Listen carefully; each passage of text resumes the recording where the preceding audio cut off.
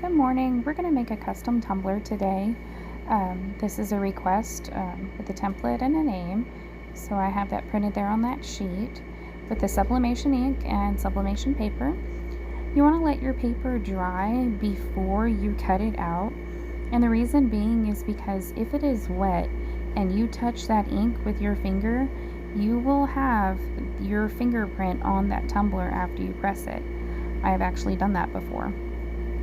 Here you see me cleaning the tumbler with alcohol. I use 70% alcohol right there.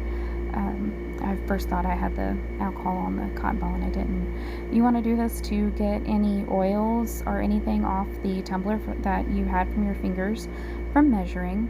Here I'm using my heat gloves to take off any fuzzies left off by the cotton ball.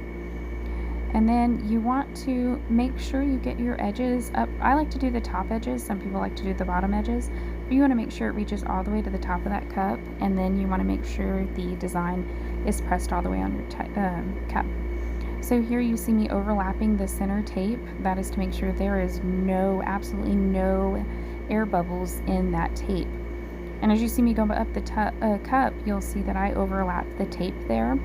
And I'm holding the tape down because if you watch carefully, you can actually see that tape lifting up during my taping. Excuse me, because I tape it so tight that it'll actually pull up.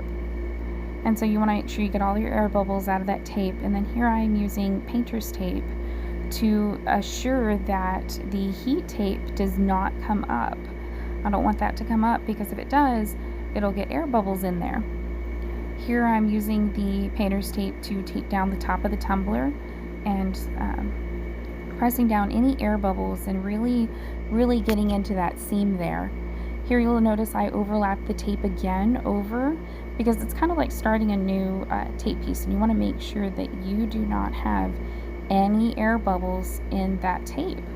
Any air bubbles is going to lift up the ink off the cup and you will have ghosting, and you do not want that.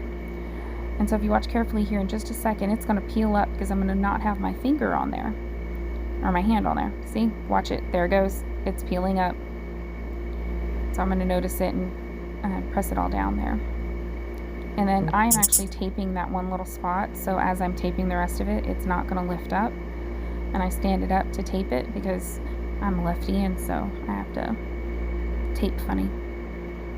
And I'm going to overlap the top by about a half a centimeter just to lay over the top of that cup. I'm going to press the seams down, make sure everything is cleaned up so there's no air bubbles. I just pulled the cup out of the oven. I use the oven, and I'm pressing the air bubbles down, and I'm going to let it cool.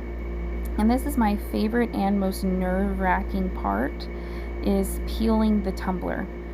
This is where you know if you did everything right or if you did anything wrong. It is going to show. I try not to let the paper come up, but sometimes it does.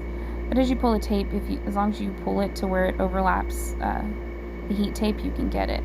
Pulling off any, and here is the big reveal. It turned out so perfect. I was so happy. Look at that seam line. No ghosting. Absolutely perfect. Well, thank you guys, and here's the final results.